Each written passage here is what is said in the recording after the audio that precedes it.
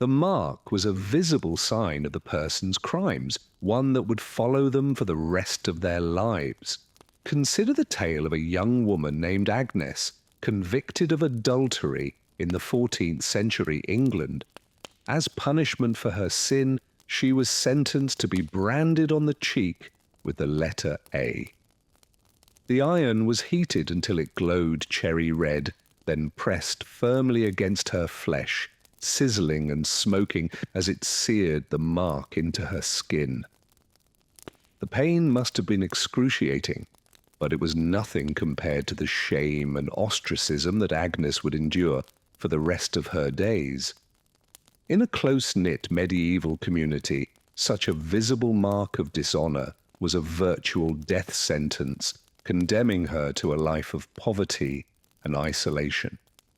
As the screams of the branded adulteress echo in your mind, let us leave the market square behind and venture deeper into the heart of medieval justice.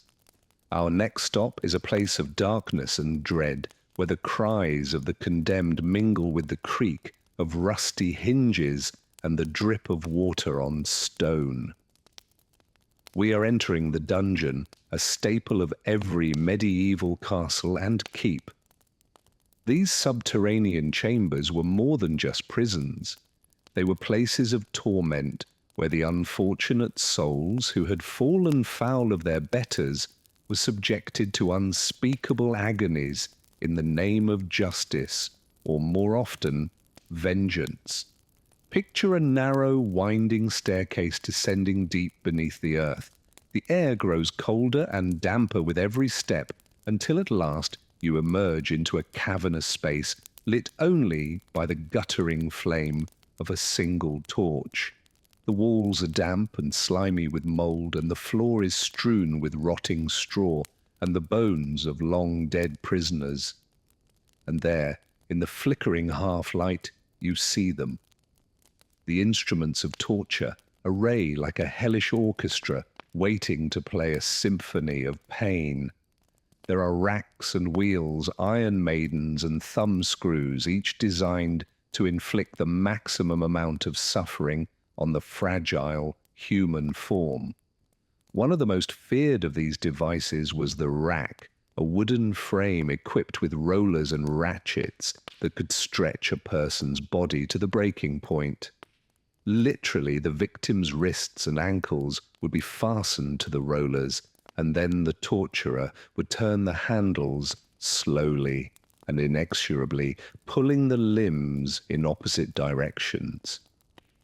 Imagine the agony of feeling your joints pop and your muscles scream as your body is stretched beyond its limits. Imagine the sickening sound of tendons snapping and bones cracking under the relentless pressure.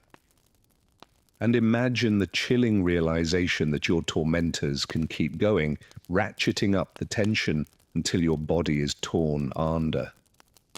Such was the fate of countless unfortunate souls in the dungeons of medieval Europe. One such victim was a man named Thomas, arrested on suspicion of treason against his king. Thomas was a minor nobleman accused of plotting to overthrow the monarch, a charge he vehemently denied. But his protestations of innocence fell on deaf ears. Thomas was dragged down to the castle dungeon, stripped of his finery, and thrown roughly onto the rack. As the torturers turned the handles and his limbs began to stretch, Thomas screamed out his innocence, begging for mercy. But there was no mercy to be found in that dark and terrible place. The torturer kept turning, and Thomas's screams turned to shrieks of agony as his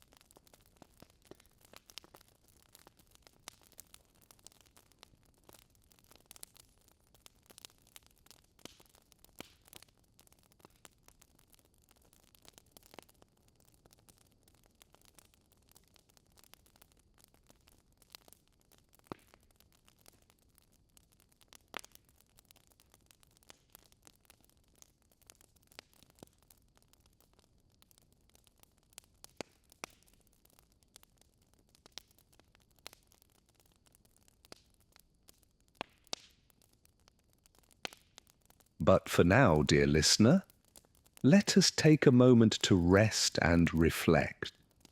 The hour is late, and the darkness presses in around us, heavy with the weight of centuries past.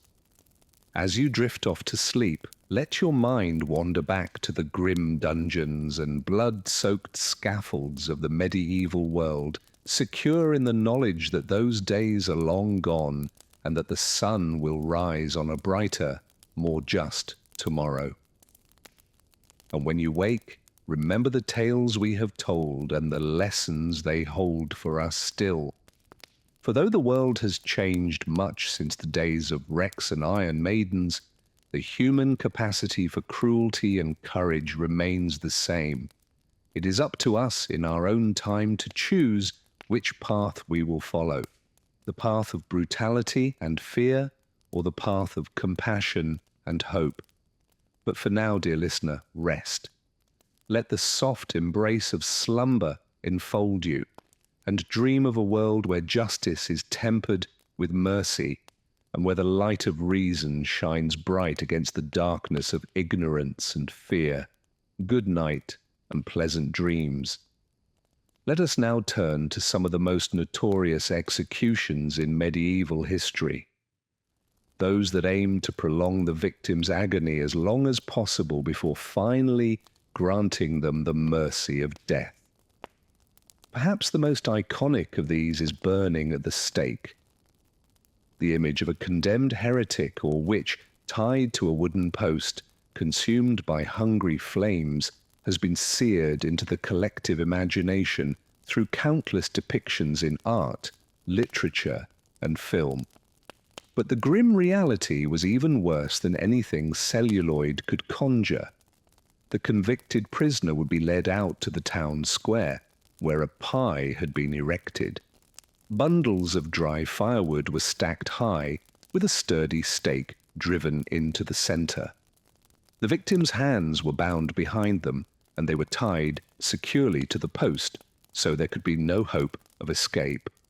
Imagine the scene. A jeering crowd gathered to watch the spectacle, their faces flickering red and orange in the firelight. The wood is set alight, and the kindling quickly catches, sending tendrils of black smoke curling into the evening sky. The fire licks higher, crackling and spitting, until it fully envelops the helpless figure at its heart. Depending on the direction of the wind and the moisture in the wood, death could be mercifully quick. Smoke inhalation rendering the victim unconscious before the flames truly began their terrible work. More often, though, it was an agonizingly protracted affair, a slow roasting, flesh blackening and peeling away to expose the raw muscle beneath.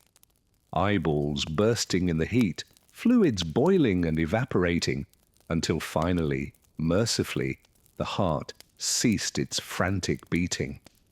One cannot help but shudder to imagine the sheer horror and pain endured by the likes of Guinevere, the young French warrior woman burned for heresy in 1431, or the 20 Anabaptists executed at the stake in Salzburg in 1528.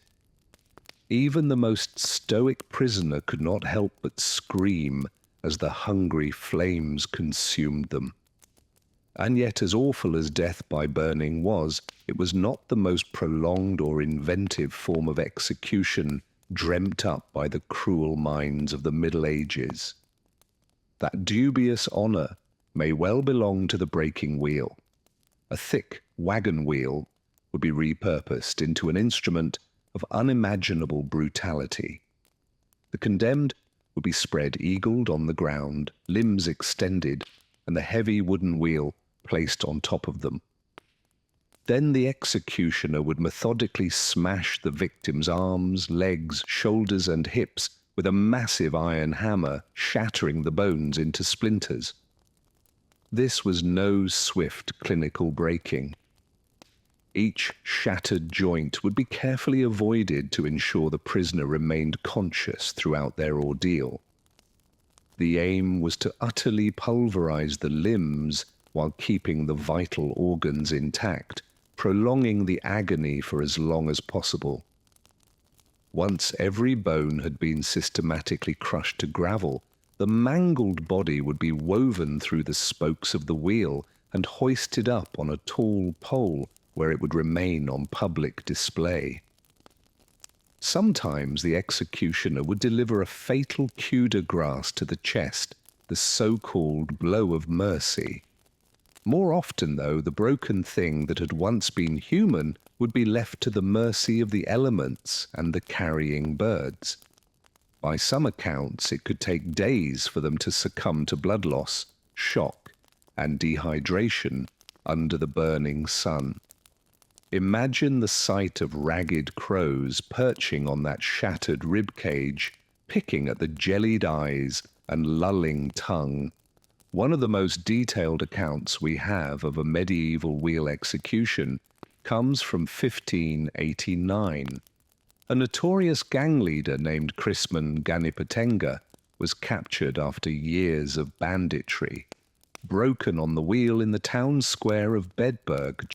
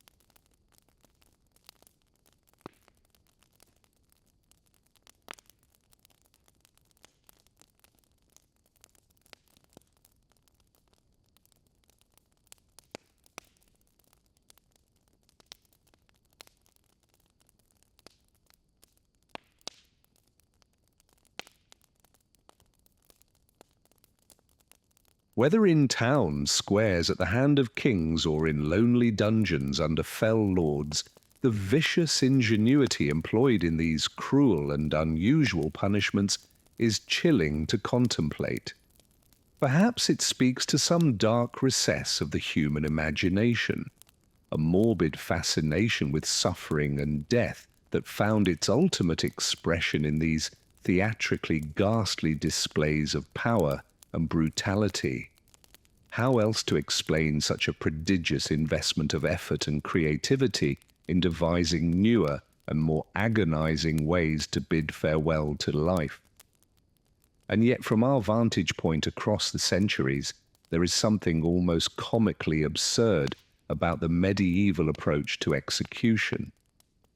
As if in their zeal to inflict the ultimate penalty, they lost sight of the essential fact of mortality, that all lives, whether taken swiftly or sadistically, end the same.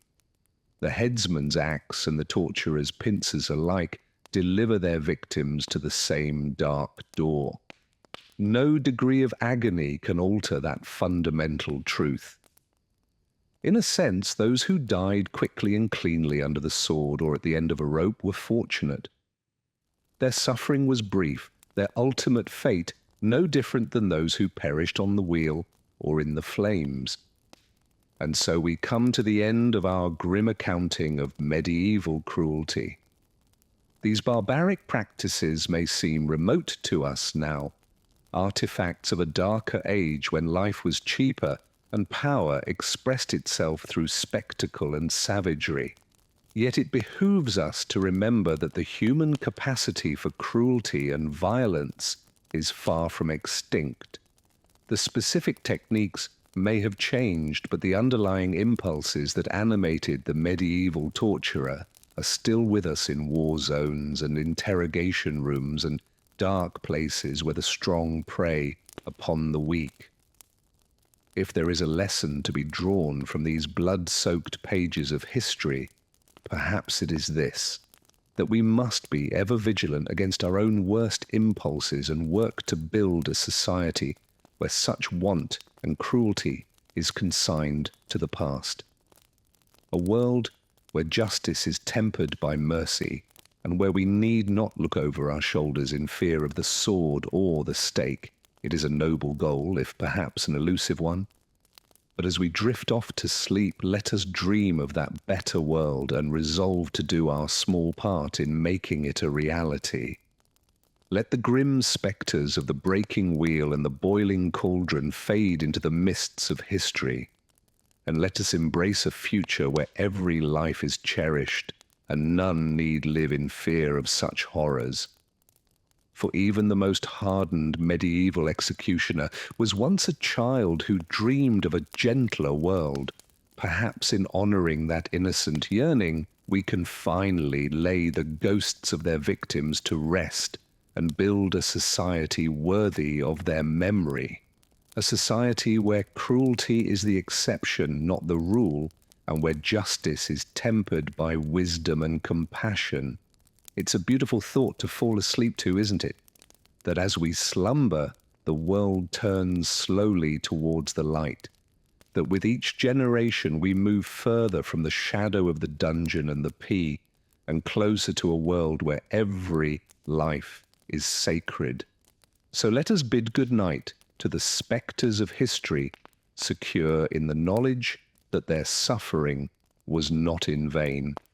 That by remembering their fates we honour their lives and recommit ourselves to building a world where such horrors are but a fading nightmare banished by the dawning of a brighter day. Sleep well, dear listener, and dream of a kinder, gentler world to come. As we've seen, the medieval period was an era of harsh justice and brutal punishments. Public humiliation, torture, and gruesome executions were all too common, striking fear into the hearts of would-be criminals and the general populace alike. One notorious method of execution that combined slow, agonizing death with public spectacle was being hanged, drawn, and quartered. This punishment was reserved for the most serious crime, high treason against the king. The appalling process began with the condemned being tied to a wooden hurdle and dragged by a horse to the place of execution, often over rough cobblestones that would leave them bruised and bloodied before they even reached the gallows. Once there, the victim would be hanged by the neck, but cut down while still alive. Then the real brutality began. The executioner would slice open their abdomen and cut out their entrails and genitals, tossing them into a fire. The crowd would watch in morbid fascination as the prisoners' organs burned, and they slowly died from shock and blood loss. But it wasn't over yet. Finally, their body would be cut into quarters, chopped apart with an axe. The headquarters would often be sent to various parts of the country to be displayed as a warning against treason. Few who suffered this atrocious fate are as famous as William Wallace, the Scottish rebel leader portrayed by Mel Gibson in the film Braveheart. Wallace was a thorn in the side of English rule, leading a resistance against their occupation of Scotland in the late 13th century. After waging guerrilla warfare for years, Wallace was finally captured and brought to London to face the wrath of King Edward I. Defiant to the end, Wallace refused to swear fealty to the English king and submit to his authority over Scotland. For this, he was condemned as a traitor to be hanged, drawn, and quartered. In August 1305, Wallace was dragged through the streets of London to the Elms at Smithfield. There he was hanged, but cut down while still breathing.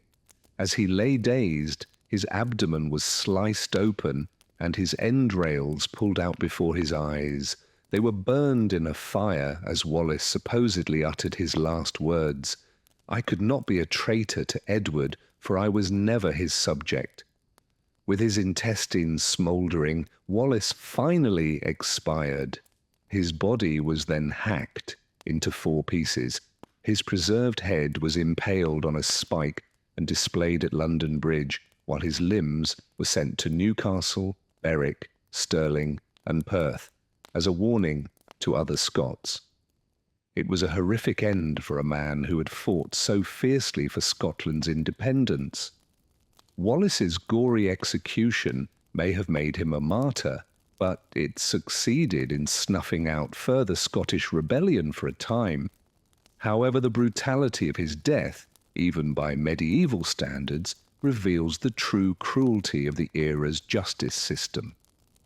In an age before more humane capital punishment methods like the guillotine, being hanged, drawn, and quartered was perhaps the most agonizing, degrading way to die. As the 14th century dawned, such savagery would gradually decline in favor of swifter executions. Hanging until dead became the default over the prolonged suffering of drawing and quartering. This shift reflected a subtle change in attitudes, a recognition that a speedy death was punishment enough without the need for additional torment and mutilation. Nevertheless, the medieval period will always be remembered as a time of harsh, pitiless justice.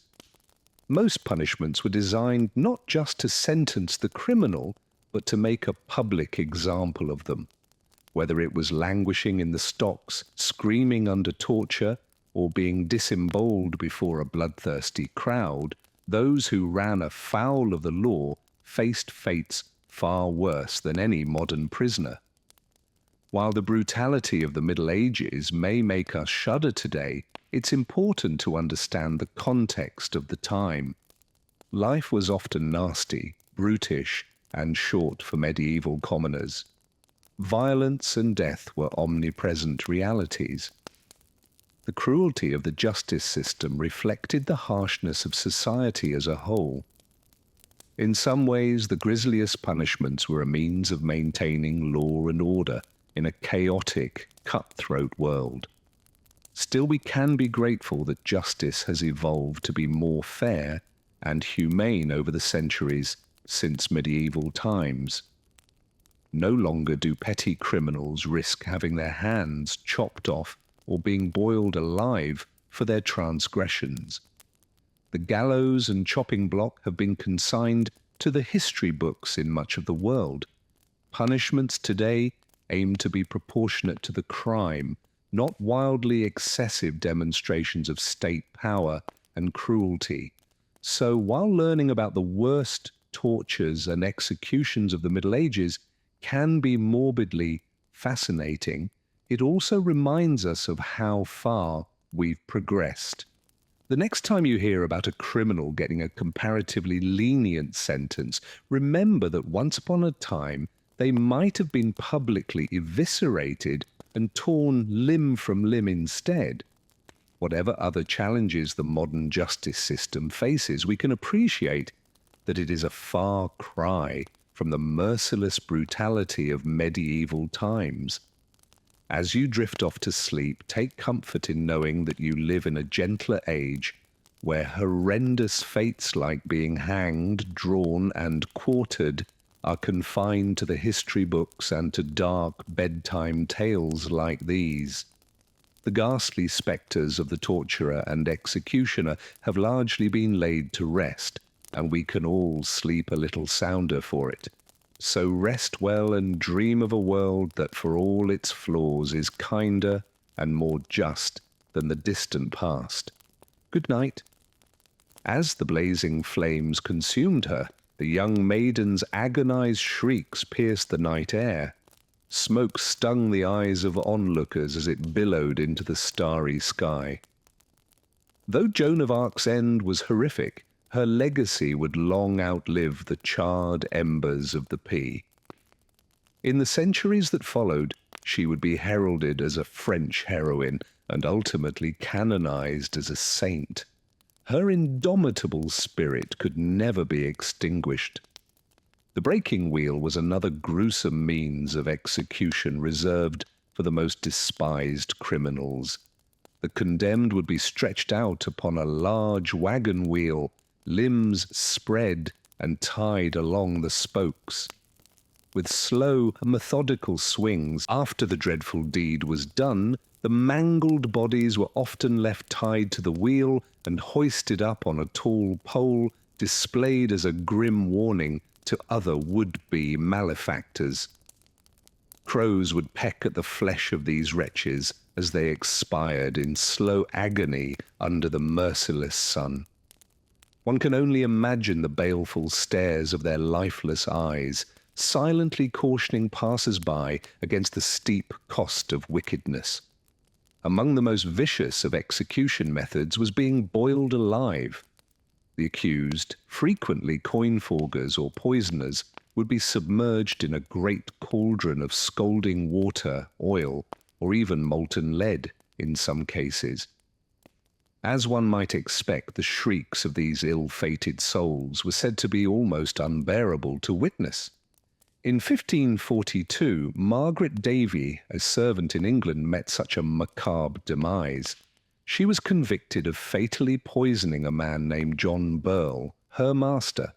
For this treacherous act, the sentence was to be boiled to death at Smithfield. As she thrashed and howled in the bubbling vat, the ghastly scene must have seared itself into the memories of all who watched. Her blistered skin sloughed away in gruesome strips as the life ebbed mercifully from her broiled body. Arguably the most atrocious and demeaning of all execution methods was hanging, drawing, and quartering. This unholy trinity of capital punishment was reserved for the high crime of treason against the crown. The process was essentially a prolonged ritual of butchery designed to inflict the maximum amount of suffering and shame. The accused traitor would first be hauled to the gallows by a hurdle or wooden panel, often upside down, as jeering crowds pelted them with rotten fruit and manure.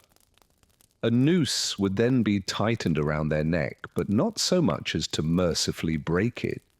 They'd be hoisted up to slowly strangle but cut down before sweet death could claim them. What followed next was a veritable abattoir of horrors. The condemned would be disemboweled alive, their entrails yanked out and tossed into a fire. The executioner would then hack the body into 4 pieces with an axe. Often the head would be dipped in tar to preserve it, then mounted on a spike as a warning to other potential traitors. The remaining severed quarters of flesh might be sent to the far corners of the kingdom as a grisly display of the sovereign's wrath. Perhaps the most famous recipient of this brutal punishment was Scottish knight William Wallace.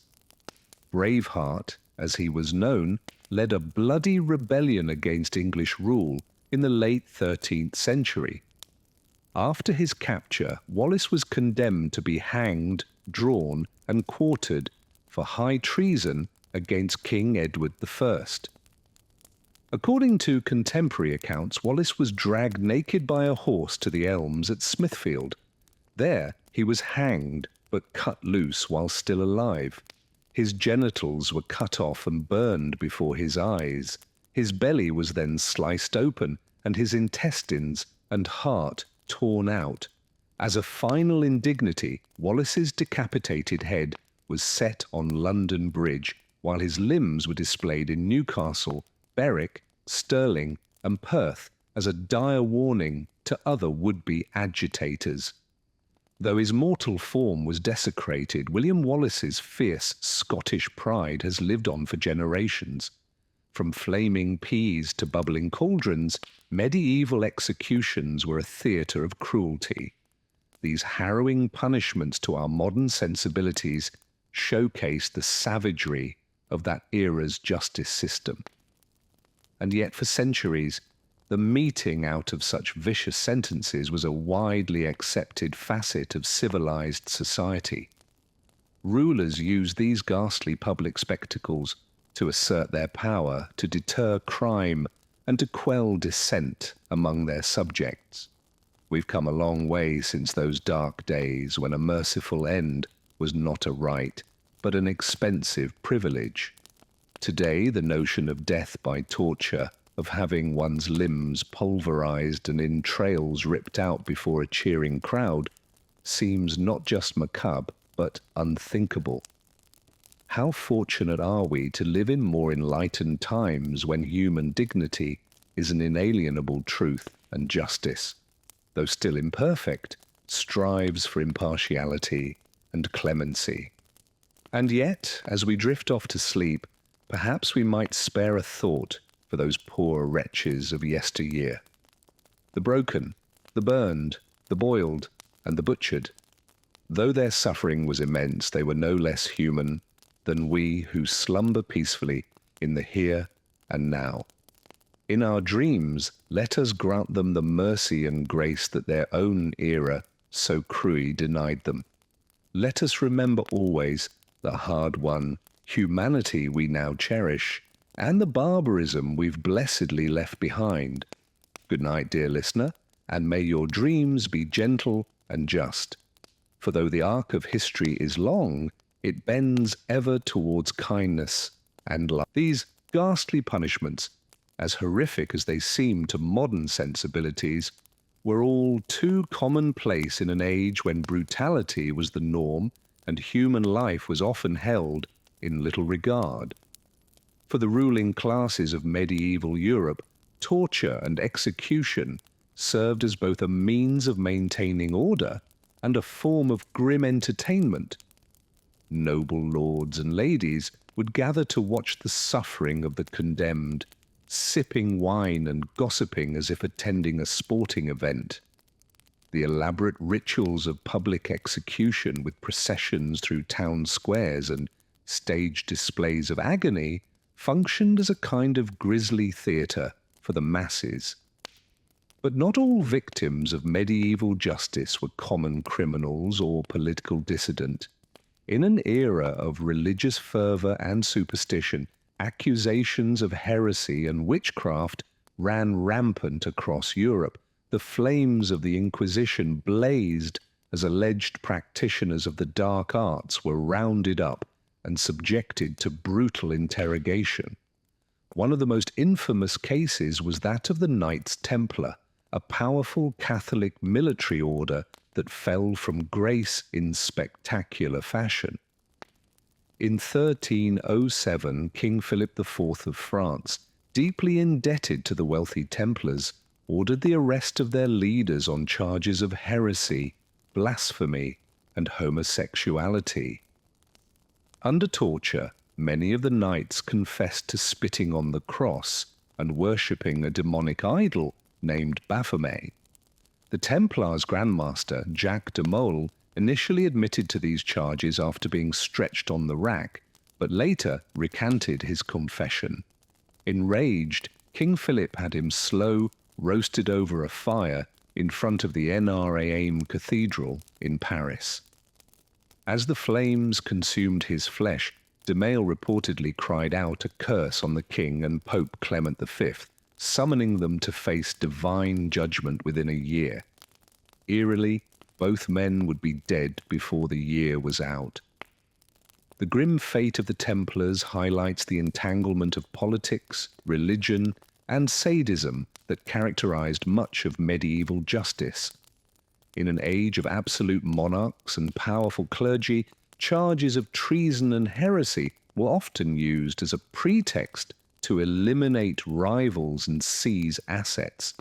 The machinery of torture and execution became a tool for cementing the power of the ruling elites.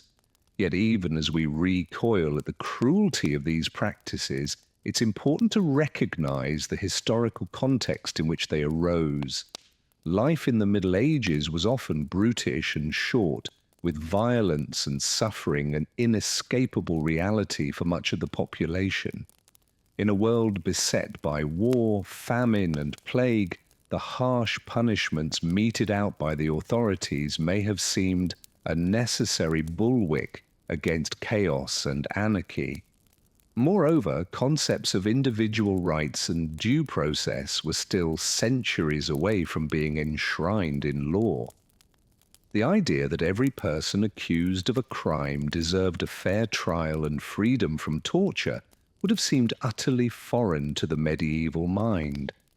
Justice was swift, merciless, and often arbitrary, with the whims of lords and bishops carrying the force of law. As the Middle Ages gave way to the Renaissance and Enlightenment, however, attitudes began to shift. Thinkers like Voltaire and Beccaria argued for a more humane and rational approach to justice, one that respected the inherent dignity of the individual. Slowly but surely, the worst excesses of medieval punishment began to fade into history. Today, we look back on the torture chambers and execution squares of the Middle Ages with a sense of horror and revulsion. And yet the legacy of those dark times is still with us in many ways. The use of torture as an instrument of state power persisted well into the modern era. From the dungeons of totalitarian regimes to the waterboarding of terror suspects in the 21st century. Even in nominally for though the arc of history is long, it bends ever towards justice, and the dawn will break anew each morning, washing away the blood and tears of yesteryear. In this great turning of the ages, you too have a role to play, if only to bear witness, to remember, and to hope. Good night, and may your dreams be gentle. As we've seen, the breaking wheel was a particularly grim and gruesome medieval execution method reserved for the most hated criminals. The condemned would be tied, spread-eagle, to a large wooden wagon wheel, their limbs stretched out along the spokes. The executioner would then use a heavy iron hammer or bar to methodically smash the victim's bones, starting with the ankles and wrists and working inward. Each sickening crunch of splintering bone would be accompanied by the agonized screams of the condemned echoing through the town square. Shock and blood loss mercifully brought unconsciousness for some, while others endured the excruciating ordeal to the bitter end. With limbs shattered, the broken bodies were woven through the spokes of the wheel and hoisted up on a tall pole, left on grotesque display as a warning to other would-be criminals. One of the most famous cases of this macabre practice was the execution of Peter Stump in 1589. Stump was a German farmer accused of being a serial killer and werewolf who preyed on the villages of Bedburg. Under torture, he confessed to murdering and cannibalizing 14 children, including his own son, as well as practicing black magic and courting with a succubus. His execution was as brutal as his alleged crimes. Flesh was torn from his body with red-hot pincers before he was strapped to a breaking wheel. Stump's limbs were systematically pulverized, but he remained conscious throughout, wailing in agony until an executioner finally beheaded him with a merciful stroke of the axe. His mangled corpse was burned at the stake, along with his daughter and mistress, who were deemed accomplices in his sorcery. While modern scholars question the legitimacy of Stump's confessions and the fairness of his trial, his ghastly fate upon the breaking wheel became an enduring part of werewolf lore and German folklore. His grisly demise stood as a vivid example of the cruel ingenuity of medieval executions, but even the breaking wheel palled in comparison to perhaps the most viscerally horrific execution method of the Middle Ages, boiling alive.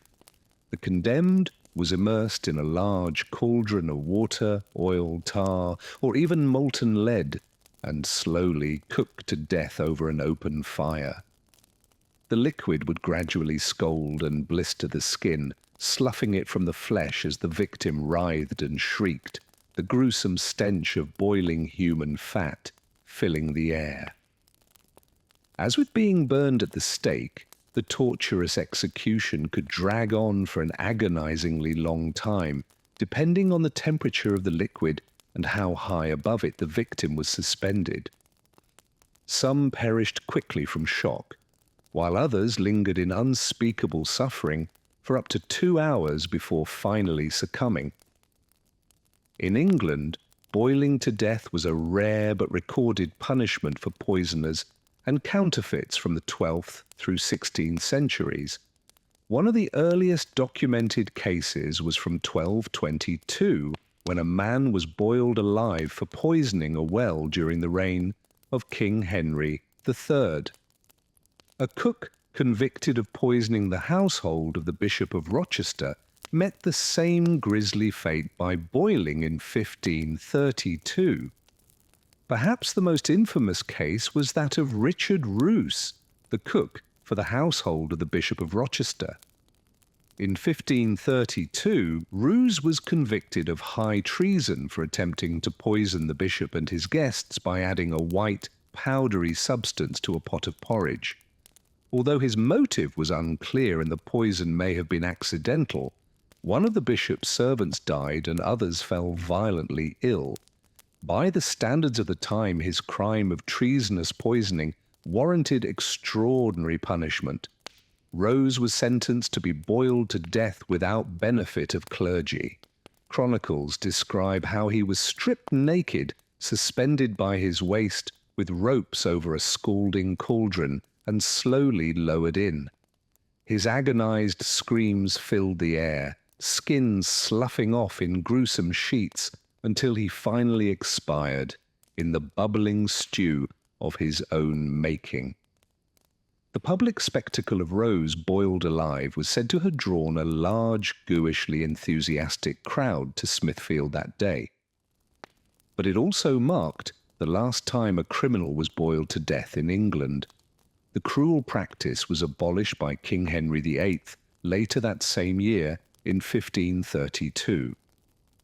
Stewing and boiling liquid was a longer and arguably even more agonizing way to die than burning at the stake. The victim would linger in. So ended the brief but horrific era of boiling alive in England. While only a few unfortunates met this grisly fate, their suffering was said to be among the worst of the already barbaric standards of medieval execution. The terrifying spectre of the boiling cauldron joined the likes of the breaking wheel and the stake in the annals of history's most dreadful punishments. But perhaps the grimmest and most ignominious execution of all was saved for the worst crime a medieval citizen could commit, high treason against the crown. The disloyalty and betrayal of treason warranted a special kind of comeuppance, a soul-destroyingly brutal and humiliating death known as hanging, drawing, and quartering. The gory practice first arose in the 13th century England as a way to literally and figuratively unmake a traitor. The public spectacle began with the accused being tied to a wooden hurdle and drawn through the streets by a horse to the place of execution, usually a central square.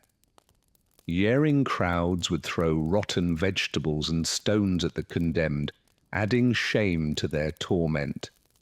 Once at the scaffold, the prisoner would be hanged by the neck but cut down before death, merely to induce strangulation and near unconsciousness. Then the real cruelty began. Executioners would slice open the victim's abdomen and cut out his intestines and genitals, tossing them into a fire. The agony of disembowelling would shock many back to consciousness to witness their own innards burning.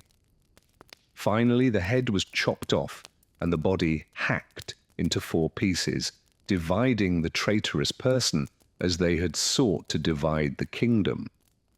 The severed head would be dipped in tar and displayed on London Bridge or another prominent gate, a gruesome reminder of the king's wrath. While the quartered body parts were sent to the far corners of the realm as a similar warning to others, hundreds of victims of England's medieval political intrigues suffered hanging, drawing, and quartering, though perhaps none as famously as the Scottish knight William Wallace in 1305. Wallace was a leader of the Scottish resistance against English occupation, popularized by the film Braveheart. Captured after a fierce fight, he was condemned to a traitor's execution in London. After being dragged behind horses to the gallows, Wallace was hanged by the neck but cut down while still alive. Accounts vary on the exact order of mutilations that followed. Some say he was castrated, then disemboweled, then beheaded. Others report his stomach was sliced open first so he could watch his own entrails burn before his genitals were cut off and his heart was ripped out. Regardless, all agree it was obscenely gory and brutal, even by the cruel standards of the time. What remained of Wallace's corpse was then hacked into pieces. His tread head was set on London Bridge, while his limbs were displayed in Newcastle, Berwick, Stirling, and Perth as a warning to other Scots who would oppose English rule. The drawing and quartering of William Wallace stood as a high-profile example of the political barbarism of the medieval era, when the state sought not only to execute traitors, but to destroy them utterly through humiliation, mutilation, and dispersal. Many others met the same grisly fate over the centuries, though perhaps none as famously.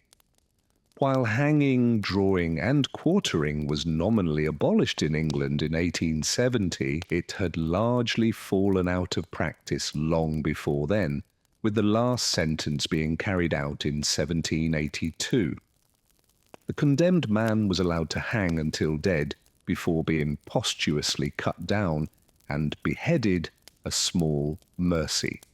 By the 19th century, such political violence came to be seen as distasteful and universalized, with the state apparatus of justice evolving to favor swifter, simpler, less grotesque forms of capital punishment. Thus concluded the long and grim history of England's worst execution method, hanging, drawing, and quartering. For centuries, it stood as the ultimate doom for traitors. A spectacle of suffering meant to punish not only the body but the soul, to terrify the living and desecrate the dead. Like the breaking wheel boiling alive and other notorious tortures of the medieval era, it has passed into the darker corners of history. An echo of a cruel time when horrific pain and humiliation were the price of betraying one's king. As we've journeyed through some of the worst tortures and punishments of the Middle Ages, a central theme emerges: the use of spectacular public violence to enforce social and political control.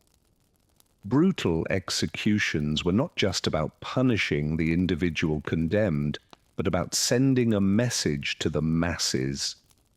Gruesome displays of the consequences of crime aimed to shock and scare people into obedience to the state. In an age of widespread poverty, inequality, and discontent, authorities lived in fear of rebellion and dissent from the populace. They knew that there were always vastly more commoners than elites, and the people could rise up if pushed too far. Grisly executions were a way to perform dominance and cow the citizenry into cowed compliance. The psychology of the crowd at public executions was a strange and complex thing. Though many likely watched with genuine horror, others derived a kind of grim satisfaction or even entertainment from the proceedings. Public mutilation and killing offered a brief catharsis and spectacle in lives that were otherwise short, hard, and dreary. The community came together to collectively purge a transgressor, scapegoat an evil, and vicariously experience some of the primal human fascinations with violence and death. Public executions also appealed to the inveterate human desire to feel morally superior. By literally placing a condemned criminal physically below them on the scaffold, the masses could reassure themselves that they were righteous and worthy in comparison, even as they took a guilty voyeuristic thrill in the gruesome show. It was a way to make sense of a harsh world and find some symbolic justice in the punishment of others. But not all executions were primarily about justice, as in the case of many accused heretics and religious minorities. The gruesome killing of Jews, Muslims, and accused witches was more about enforcing social conformity and purity than punishing any actual crime. Prejudice and paranoia fueled witch hunts and pograms with torture, induced confessions justifying horrific ends. The visceral suffering of burning was a physical manifestation of the eternal hellfire that supposedly awaited the souls of those who strayed from the one true faith. Yet for all their brutality, public punishments could also elicit some sympathy for the condemned. Watching a person endure extreme agony had a way of humanizing even the lowliest criminal. Some particularly prolonged executions, like the botched burning of a penitent woman, or the stoic resignation of a beloved community healer accused of witchcraft, could prompt a disturbing mix of grim satisfaction and uneasy pity in observers. It was this unsettling sense of complicity and shame that gradually eroded public appetite for the worst medieval execution methods. The Enlightenment brought new ideas about the state's right to torture and kill citizens. Reformers argued that if the people were the ultimate source of the government's authority, the justice system should reflect the people's evolving sense of decency and humanity. It came to be seen as hypocritical for the state to punish murder with even grosser, premeditated murder. Ritual mutilation and execution moved behind the walls of prisons, becoming more sanitized and bureaucratized. The public spectacle shifted from the criminal's destroyed body to the solemn dignity of the legal process itself. Modern executions, like lethal injection, minimize physical suffering and disorder, hiding the messier biological realities of death. This allows the state to kill while maintaining a stance of moral rationality and decorum. There is a cold, clinical detachment to modern capital punishment that stands in contrast to the visceral gore and clamour of the medieval gallows and the scaffold. We have come a long way from the days when a convict's entrails were ripped out and waved in his face before a cheering crowd. Yet we still grapple with many of the same fundamental questions about crime, punishment, and the right of the state to kill in the name of justice. Our sanitized executions behind prison walls may spare us the messy brutality of the past, but they can also allow us to avoid reckoning with the full gravity and enormity of the act. In a way, the sheer honest horror of medieval punishments forced society to confront the human costs of harsh justice in all its blood and agony. A burning or beheading was impossible to ignore, and its memory seared itself into the minds of all who witnessed it. So perhaps there is some value and necessity in revisiting these dark chapters of history, not to revel in the gore and suffering, but to remember the human capacity for both cruelty and endurance in the face of it. The tortured bodies and souls of the Middle Ages still have something to teach us about the ongoing quest to balance justice, morality, and power in our imperfect human societies. These dreadful torments may be consigned to history, but their echoes linger in our cultural consciousness and our continuing debates over crime and punishment. We are not so far removed from the medieval executioner's scaffold as we might like to believe, but in remembering the very worst of what we once inflicted on each other, we can renew our resolve to build a future of greater wisdom, mercy, and light. As we've seen, the medieval period was a time of harsh justice and brutal punishment. Even minor crimes could result in severe consequences, and those deemed the worst offenders faced unimaginably cruel fates. Public humiliation, torture, and execution were all too common in an age when life was often nasty, brutish, and short. One of the most influential figures in shaping medieval justice was King Henry II of England. Born in 1133, Henry was a powerful and ambitious monarch who sought to strengthen royal authority and establish a more centralized system of law. He introduced a number of key legal reforms, including the use of trial by jury and the appointment of professional judges to oversee cases. Henry's reforms laid the foundation for English common law, which would go on to shape legal systems around the world. However, his legacy is not without controversy. Like many medieval rulers, Henry could be ruthless in dealing with those who opposed him. In 1170, he famously clashed with Thomas Becket, the Archbishop of Canterbury, over the rights and privileges of the Church. According to contemporary accounts, an enraged Henry uttered words that were interpreted as a command to kill Becket. 4 knights loyal to the king rode to Canterbury Cathedral, where they brutally murdered the Archbishop as he prayed at the altar. Becket's martyrdom sent shockwaves through medieval Europe and left a lasting stain on Henry's reputation. As penance for his role in Becket's death, Henry was forced to perform a public act of humiliation. In 1174, he walked barefoot through the streets of Canterbury while being flogged by a group of monks. This act of contrition may seem extreme by modern standards, but it reflects the pervasive religiosity of the age and the belief in the power of public penitence. Of course, not all punishments in medieval times were quite so high profile. For most ordinary people, the reality of justice was far more mundane, though no less brutal. Petty criminals and social outcasts were often subjected to a range of public humiliations designed to shame and ostracize them from the community. Imagine, if you will, a young man named Thomas, a peasant, living in a small English village in the 13th century. Thomas has been caught stealing a loaf of bread from the local baker, a crime driven by hunger and desperation.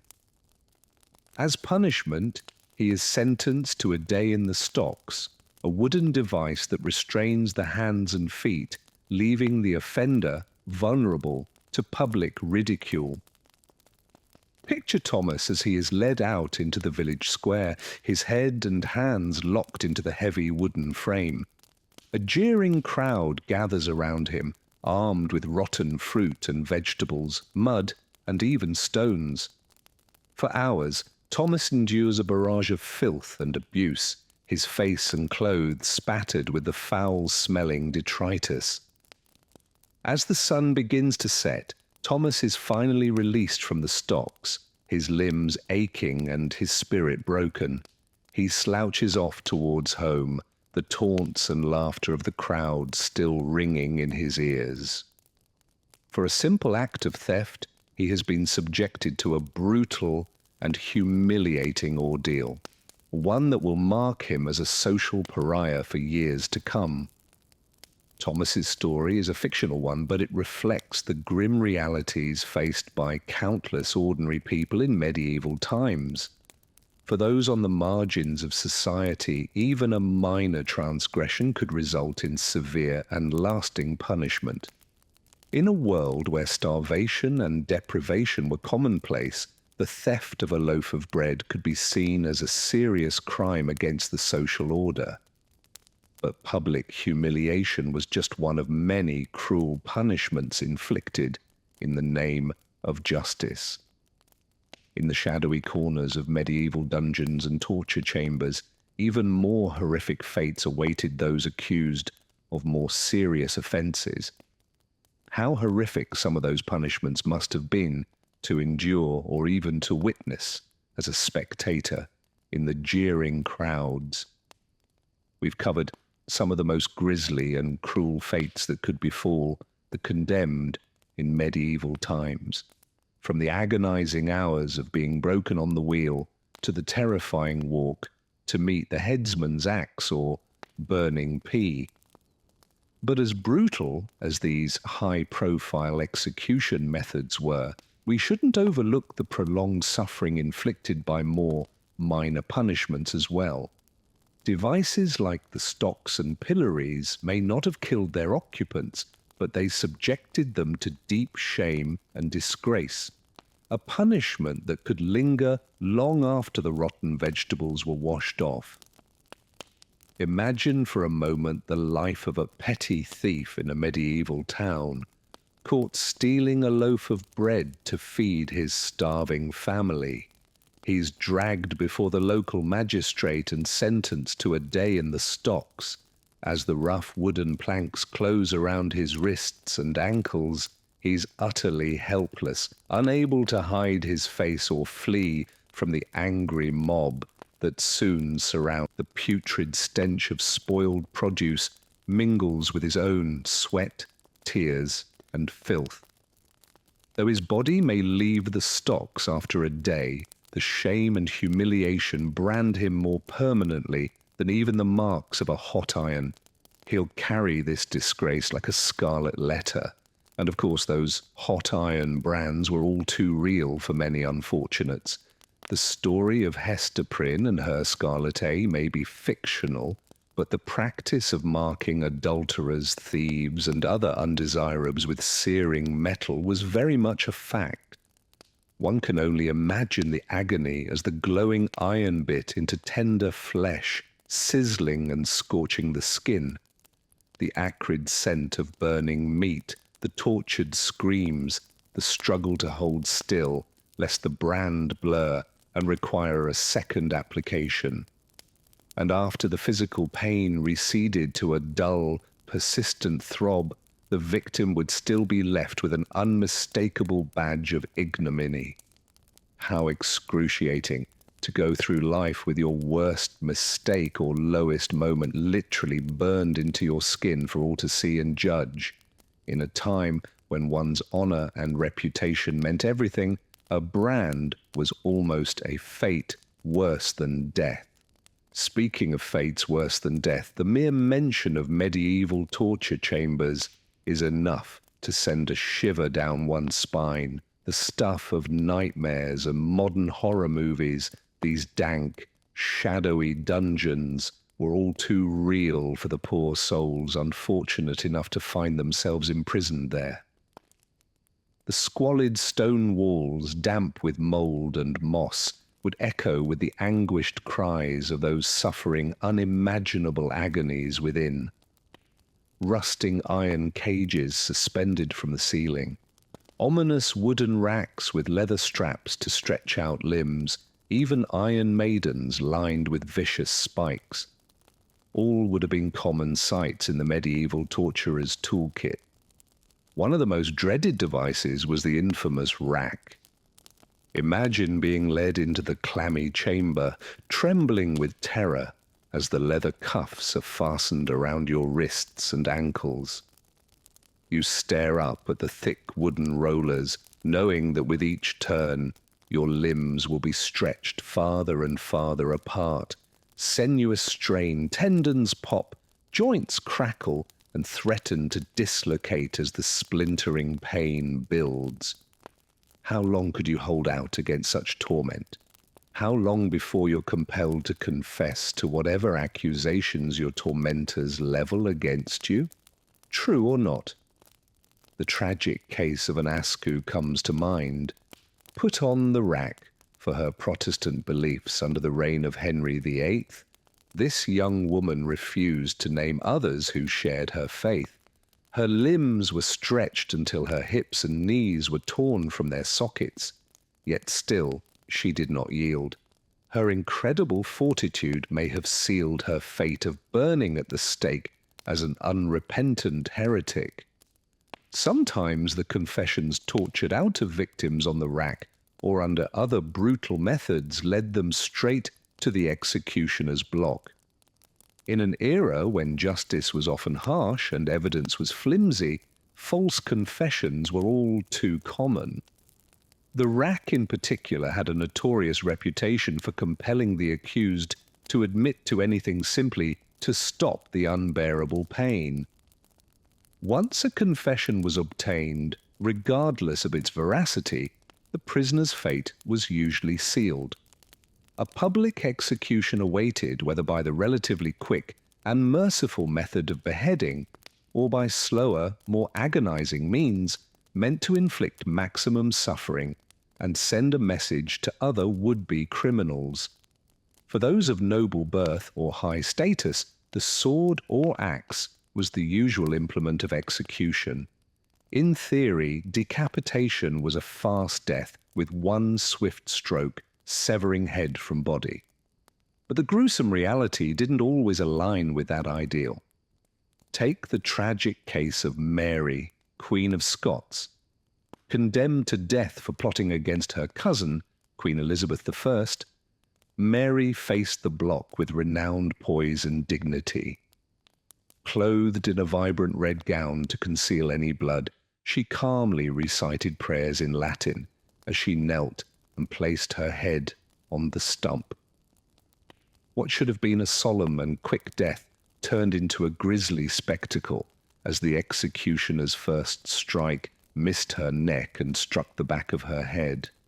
A shocked gasp rippled through the crowd. The second blow severed most of her neck, but still failed to fully decapitate. Only with a third strike could the axeman finally hack through the last sinews and gristle. As he lifted the severed head to the crowd, Mary's pained expression and lips, still mouthing silent prayers, bore witness to a botched and excruciating end, unfit for a queen. For commoners, hanging was a far more typical sentence, and one that usually went more according to plan, albeit no less gruesomely. The condemned would be led up to a tall wooden gallows. The trap door would drop open with a rattle of hinges, plunging the condemned through to dangle at the end of the rope. If the fall was long enough and the noose positioned just right, death would come quickly as the neck snapped. More often, though, the victim would kick and struggle in a macabre dance, slowly strangling to death with bulging eyes and a protruding tongue as the minutes dragged by. The crowd watched solemnly until the twitching stilled, and it was clear the deed was done. Death by hanging, the ignoble end of thieves, brigands, and peasant rabble. Pressing or crushing was another grim way to go, and one reserved for some very specific offences. Those who refused to enter a plea at their trial could be subjected to pain, hard and forceful punishment to compel them to speak. The accused would be laid on their back naked with a heavy board placed across their chest. Then weights or stones would be piled on one by one, slowly constricting their breathing as the tremendous pressure mounted. The ordeal could last for hours or even days as more and more weight compressed the chest and vital organs. Shallow, laboured breaths would grow further and further apart. Ribs would splinter and crack, lungs collapse, and the heart strain to beat under the crushing load. Eventually, the poor soul would either gasp out a plea or expire from the slow agony of suffocation. One of the most famous cases of pressing was that of Margaret Clio, put to death in this excruciating manner in 1586. Her crime, harbouring Catholic priests at a time when Catholicism was outlawed in England. Stripped and laid between two doors, she was crushed under 800 pounds of rocks over the course of 15 minutes. Before she succumbed, her last words were to pray for the Queen's salvation. Her steadfast faith in the face of such brutality led to her eventual beatification as a martyr. Burning at the stake was another particularly dreadful way to die, the visceral opposite of the holy cremation that marked an exalted end in some cultures. In medieval Europe, death by burning was reserved for sins of the soul and crimes against the church, punishments for heretics, blasphemers, and unrepentant witches. The condemned would be led to a towering pea stacked high with bundles of dry, kindling and tar-soaked logs. A stout wooden post rose from the centre, adorned with iron shackles or chains. As the prisoner was bound tightly to the stake, priests would make one final attempt to extract a confession and reconciliation with the Church, the only path to salvation for their mortal soul. Whether they recanted or stood firm, the results were the same. Unforgiving flames would soon envelop them. Imagine the tremendous heat from the roaring blaze lapping at your skin, scorching your feet, making each breath sear your lungs. Cinders and sparks sting your eyes as stinging acid smoke clogs your nostrils. As tongues of fire lick higher, they blister and blacken the skin, rupturing and peeling it away in gory flaps and strips. One can only pray that the caustic smoke suffocates and kills before the flames fully engulf the body. Such was the torturous fate of the famous Joan of Arc, the defiant young maiden who led the French army against the English. Condemned as a heretic for her brazen rebellion and insistence on male dress, she was burned at the stake in 1431 at the tender age of 19. In a final act of cruelty, her executioners rad back the flames when she was on the brink of death, so the gathered crowd could watch her expire. Her anguished cries of Jesus echoed in the square long after the pea collapsed to ash and embers. The rare punishment of boiling alive was every bit as shuddersome as burning, and then some. In a few gruesome cases in England, prisoners who committed acts of treason, murder, or even coin counterfeiting could be condemned to death by boiling in water or oil. One of the most notorious instances was that of Richard Roos, the cook of an English bishop, convicted of poisoning his master and several other unfortunate diners. His sentence was to be boiled to death at London's notorious execution spot of Smithfield. In 1532, a great cauldron was erected and filled with water.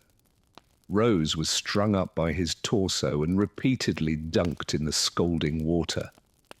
The flesh was literally boiled from his bones over the course of an agonizing hour till he finally succumbed. It's impossible to imagine the excruciating pain of being immersed in blistering hot liquid, skin peeling away, eyes and mouth searing. Each desperate gasp for air would only scald the throat and fill the lungs. Any witnesses surely recoiled from the hideous shrieks and grim stench of cooking flesh, but not before the ghastly sight was seared forever in their memories as a warning against the unimaginable suffering awaiting traitors.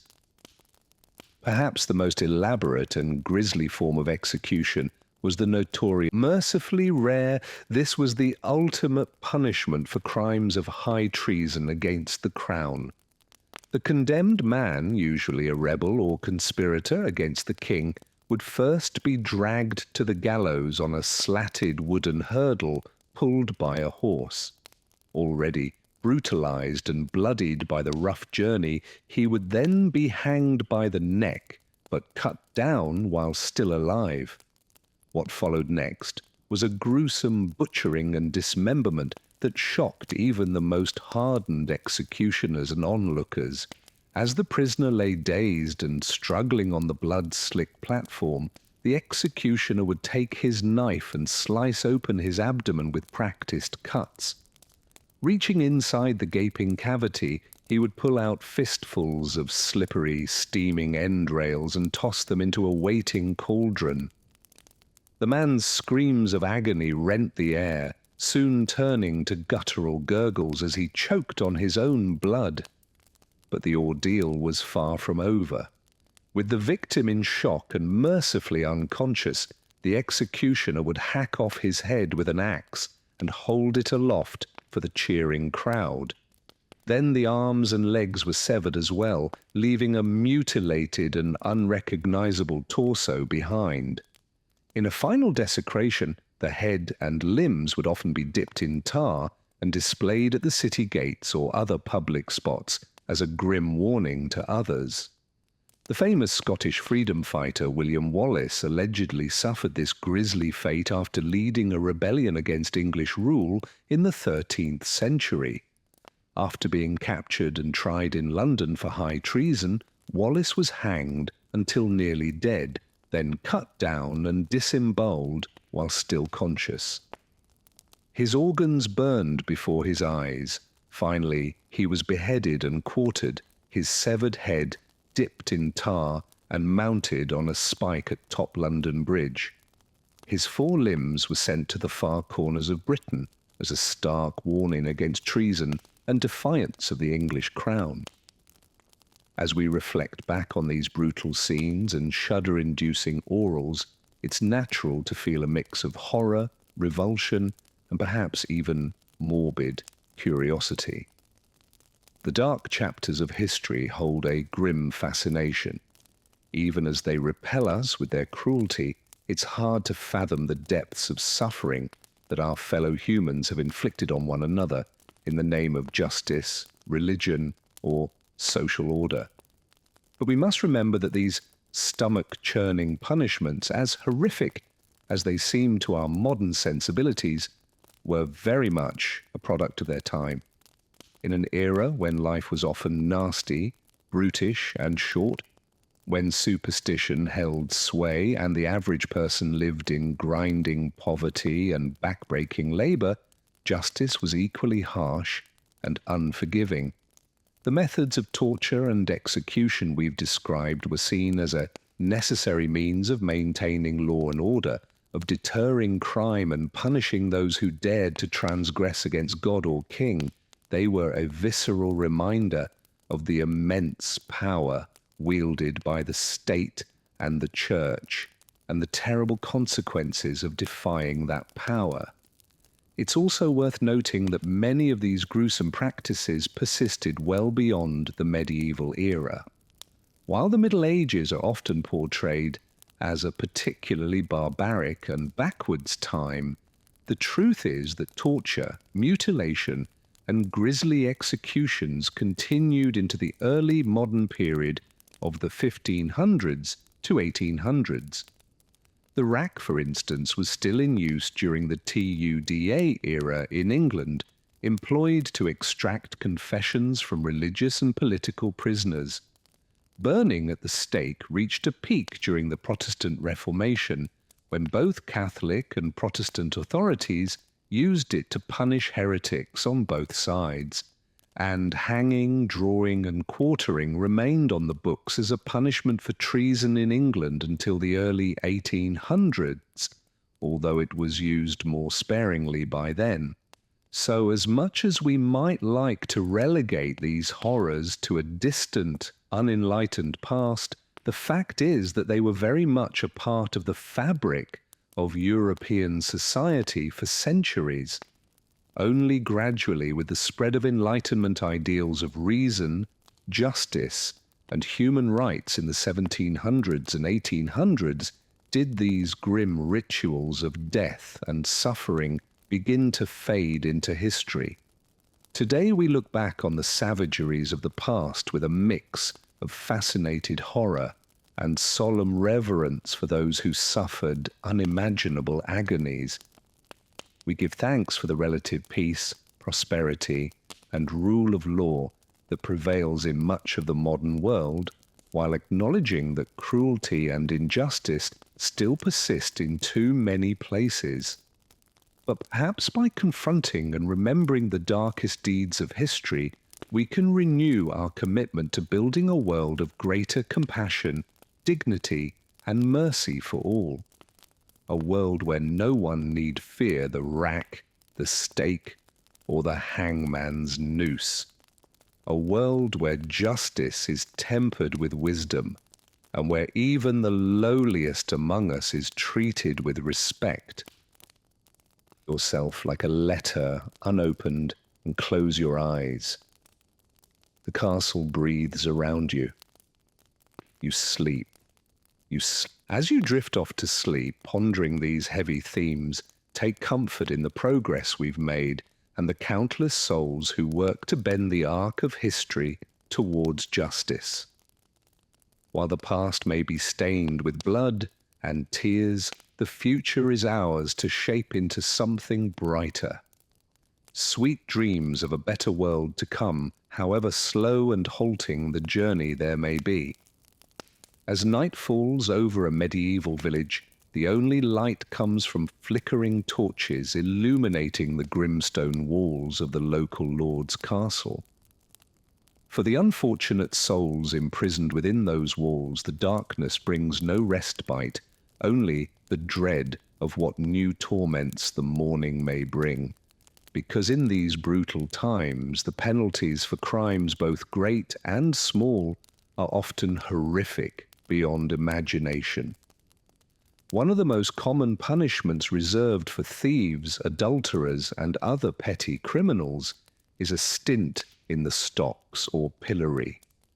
Picture, if you will, a hapless peasant, perhaps a young man who stole a loaf of bread to feed his starving family. He is dragged into the village square and locked into a wooden frame. His head and hands protruding through holes, unable to move or hide his face. For hours or even days, he is subjected to the jeers and taunts of the locals, who pelt him with rotten fruit and vegetables, until he is covered in putrid filth. The stench attracts flies which buzz around his head incessantly. His muscles cramp agonizingly, but he cannot shift position. It is a slow, humiliating torture. For more serious offences, the punishments grow harsher still. Thieves may be subjected to branding, their flesh seared with a red-hot iron, bearing the letter T as a permanent mark of their crimes. Imagine the acrid scent of burning skin, the screams of agony as the iron is pressed into the cheek or forehead, leaving a ravaged, blistered wheal. The pain is excruciating, but the shame is in some ways worse. From that day forward, the marked criminal is shunned by all, unable to find work or lodging, forever an outcast. One such branded thief was a woman named Alice Reeves in the 14th century London. Desperate to provide for her 3 young children after her husband died, Alice pilfered a silver candlestick from a merchant's home where she worked as a maid. She was caught trying to pawn the item